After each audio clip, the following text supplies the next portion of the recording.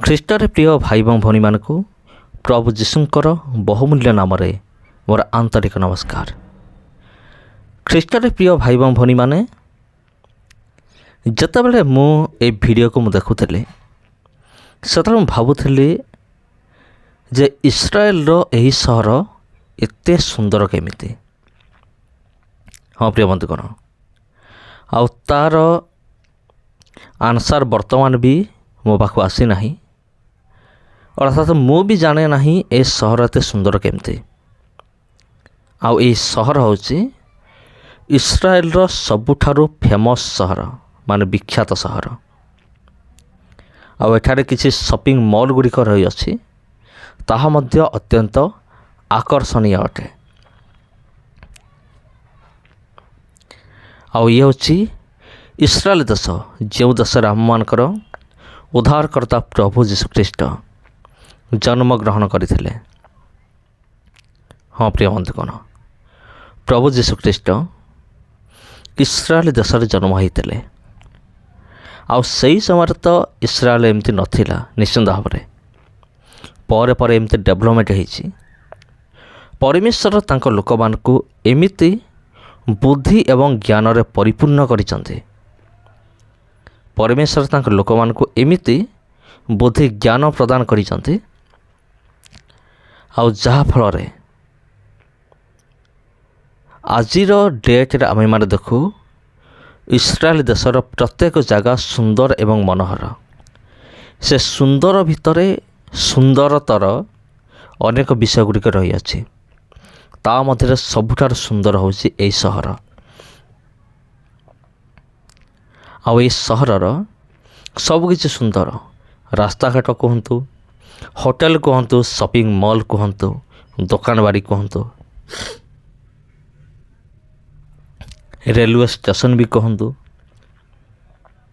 ଆପଣ ଯାହା ବି କୁହନ୍ତୁ ନା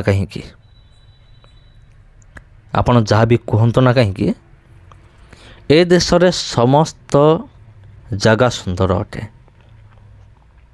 ହଁ ପ୍ରିୟ ବନ୍ଧୁଗଣ, ଏ ଦେଶର ସମସ୍ତ ଜାଗା ସୁନ୍ଦର ଅଟେ, କିନ୍ତୁ ଇଏ ହେଉଛି ସବୁଠାରୁ ସୁନ୍ଦର। ତେବେ ହୁଏତ ଆପଣ ପ୍ରଶ୍ନ ପଚାରିବେ, ତେବେ ଏ ଜାଗାର ନାଁ କ'ଣ? ଏତେ ସୁନ୍ଦର ଦିଶୁଥିବା ଜାଗାର ନାଁ କ'ଣ ଅଟେ? ତେବେ ପ୍ରିୟ ବନ୍ଧୁଗଣ, ମୁଁ ଆପଣମାନଙ୍କୁ କହି ରଖୁଅଛି, ଆପଣ ବର୍ତ୍ତମାନ ଯେଉଁ ସୁନ୍ଦର ଜାଗା ଦେଖୁଛନ୍ତି, ଏ ଜାଗାର ନାଁ ହେଉଛି ତେଲ ଆବିବ୍ ଆଜ୍ରିଏଲି ସେଣ୍ଟର ମଲ୍। ମାନେ ଏଇଠି ଗୋଟିଏ ମଧ୍ୟ ମଲ୍ ଅଛି। ଏଠାରେ ମଧ୍ୟ ବିଭିନ୍ନ ପ୍ରକାର ଜିନିଷ ସବୁ ମିଳେ। ଇସ୍ରାଏଲ ଦେଶର ଚଳଣି ଅନୁସାରେ ତାଙ୍କର ସମସ୍ତ ପ୍ରକାର ଜିନିଷପତ୍ର ଏଠାରେ ମିଳେ। ଖାଦ୍ୟ ପଦାର୍ଥ ଠାରୁ ଆରମ୍ଭ କରିକି ଲୁଗାପଟା, ନିତ୍ୟ ବ୍ୟବହାର୍ଯ୍ୟ ଜିନିଷ ସବୁକିଛି ଏହି ସ୍ଥାନରେ ମିଳିଥାଏ। ତେବେ ଦେଖନ୍ତୁ, ଏହି ଜାଗା ଆପଣଙ୍କୁ କିପରି ଲାଗୁଛି? କମେଣ୍ଟ ମାଧ୍ୟମରେ ନିଶ୍ଚିନ୍ତ ରୂପରେ ଜଣାନ୍ତୁ, ଏହି ଜାଗା ଆପଣଙ୍କୁ କେମିତି ଲାଗୁଛି। ଯଦି ଏ କ୍ୱେଶ୍ଚିନ୍ ଆପଣ ମୋତେ ପଚାରିବେ, ତେବେ ମୋର ଉତ୍ତର ଏହା ହେବ ଯେ ଏହି ଜାଗା ମୋତେ ବହୁତ ଭଲ ଲାଗୁଛି ଆଉ ବହୁତ ସୁନ୍ଦର ଲାଗୁଛି। ଯଦି ଆପଣ କେବେ ଇସ୍ରାଏଲ ଦେଶକୁ ଯିବେ, ଯଦି ଆପଣ କେବେ ତେଲ ଆବିବ୍ ଯିବେ, ଆପଣ ଗୋଟିଏ ଦିନରେ ସମାପ୍ତ କରିପାରିବେ ନାହିଁ। କାରଣ ତେଲ ଆବିବ୍ କୌଣସି ଛୋଟ ଜାଗା ନୁହେଁ, ବହୁତ ବଡ଼ ଜାଗା, କିନ୍ତୁ ବହୁତ ସୁନ୍ଦର ଜାଗା। ଆଉ ତେଲ ଆବିବ୍ର ସବୁ ଜାଗାକୁ ମାନେ ଗୋଟିଏ ଦିନରେ ଦେଖାଇବା ମୋ ପକ୍ଷରେ ସମ୍ଭବ ନୁହେଁ। ସେଥିପାଇଁ ମୁଁ ଆପଣମାନଙ୍କୁ କିଛି କିଛି ଜାଗାକୁ ମୁଁ ଆପଣମାନଙ୍କୁ ଦେଖାଉଛି। ଆପଣମାନେ ଦେଖନ୍ତୁ, ମ୍ୟାକଡୋନାଲ୍ଡସ୍ ସପିଂ ମଲ୍। ଆଉ ଏଇଠାରେ ରହିଅଛି ସମସ୍ତ ପ୍ରକାର ଜିନିଷପତ୍ର ରହିଅଛି। ଆପଣ ଯାହା ଚାହିଁବେ ଏ ସପିଂ ମଲ୍ରୁ ଆପଣ କିଣିପାରିବେ। ବିଭିନ୍ନ କୋଣ ଅନୁକୋଣରୁ ଆପଣ କିଣିପାରିବେ। ଆଉ ଏଠାକାର ଜିନିଷପତ୍ରର ରେଟ୍ ମଧ୍ୟ ଟିକେ ଅଧିକ।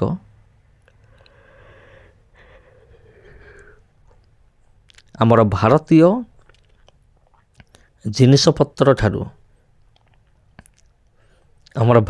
ଜିନିଷପତ୍ର ଠାରୁ ଜିନିଷପତ୍ରର ଯେତେ ରେଟ୍ ତା ଅପେକ୍ଷା ଏଠାକାର ଜିନିଷପତ୍ରର ଦାମ ଗୁଡ଼ିକ ସବୁ ଅଧିକ।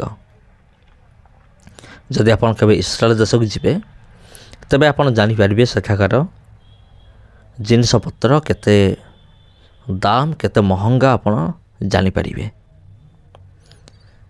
ତେବେ ଆପଣ ଏମିତି ବୁଲିବାକୁ ପଡ଼ିବ, ଏମିତି ସପିଂ ମଲ୍ ଗୁଡ଼ିକ ଦେଖିବାକୁ ପଡ଼ିବ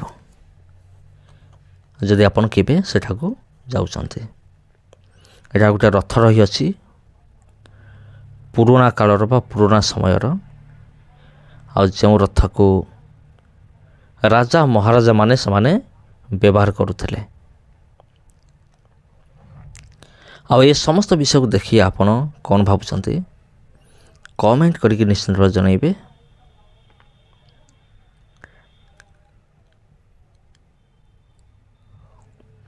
ଏଠାରେ କାର୍ଯ୍ୟରତ ଅନେକ ଲୋକମାନେ ଏଠାରେ ଅଛନ୍ତି।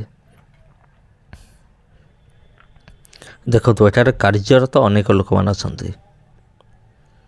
ଆଉ ଏଠାରେ ସାର୍ଟ ଠାରୁ ଆରମ୍ଭ କରିକି ଫ୍ରକ୍ ପର୍ଯ୍ୟନ୍ତ ସବୁ ଜିନିଷ ଏଠାରେ ମିଳିବ। ଇଏ ହେଉଛି ଚଳନ୍ତି ସିଡ଼ି, ମାନେ ସିଡ଼ି ସବୁବେଳେ ଚାଲୁଥିବା। ଆପଣ ଦେଖିଥିବେ, କେବେ ନା କେବେ ଆପଣ ଦେଖିଥିବେ କୌଣସି ଭିଡ଼ିଓରେ ହେଉ,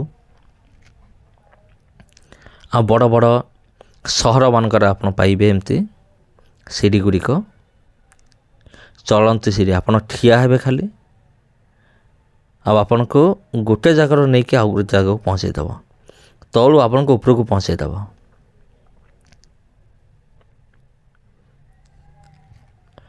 ତେବେ ପ୍ରିୟ ବନ୍ଧୁଗଣ, ଏ ମାର୍କେଟ, ଏ ସପିଂ ମଲ୍ ଆପଣଙ୍କୁ କେମିତି ଲାଗୁଛି କମେଣ୍ଟ ମାଧ୍ୟମରେ ନିଶ୍ଚିନ୍ତ ରୂପେ ଜଣାନ୍ତୁ।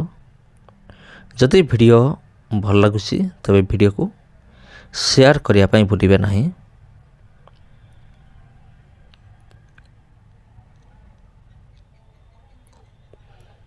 ଜେଣ୍ଟସ୍ ମାନଙ୍କ ପାଇଁ ଅଲଗା, ଲେଡ଼ିସ୍ ମାନଙ୍କ ପାଇଁ ଅଲଗା। ଆଉ ଯଦି ଆପଣ କେବେ ଆମର ଭାରତୀୟ ସପିଂ ମଲ୍ ଯାଇଥିବେ ତେବେ ଆପଣ ଜାଣିଥିବେ ସେଠାକ ନିୟମ କାନୁନ ସବୁ କ'ଣ। ଠିକ୍ ସେମ୍ ନିୟମ କାନୁନ ଏଠି ବି ଅଛି। ଆଉ ଏ ସପିଂ ମଲ୍ରେ, ଆଉ ଏଠାରେ ଆପଣଙ୍କ ବଡ଼ି ପୁରା ସ୍କାନିଂ ହେଇଯିବ। ଯଦି ଆପଣ ଯିବେ, ବଡ଼ି ପୁରା ସ୍କାନିଂ ହେଇଯିବ। ଆପଣ ବ୍ୟାଗ୍ ପତ୍ର ଯାହା ବି ନିଅନ୍ତୁ, କ'ଣ ଅଛି ଭିତରେ ଆଉ ସବୁକିଛି ଜଣାପଡ଼ିଯିବ। ଆଉ ଯଦି ଭିତରୁ ବି ଯଦି ବାହାରୁଛନ୍ତି, ଆପଣ କ'ଣ ନେଇକି ବାହାରୁଛନ୍ତି ସବୁ ସ୍କାନିଂ ଦ୍ୱାରା ଜଣାପଡ଼ିଯିବ। ମାନେ ଏଇଭଳି ସବୁ ଆଧୁନିକ ଫ୍ୟାସିଲିଟି ସବୁ ରହିଅଛି ଏଠି। ସମସ୍ତଙ୍କୁ ନମସ୍କାର ପ୍ରିୟ ବନ୍ଧୁଗଣ। ଆଉ ଯଦି ଭିଡ଼ିଓ ଭଲ ଲାଗିଥାଏ ଭିଡ଼ିଓକୁ ସେୟାର କରନ୍ତୁ, ଚ୍ୟାନେଲକୁ ସବସ୍କ୍ରାଇବ୍ କରନ୍ତୁ। ଧନ୍ୟବାଦ।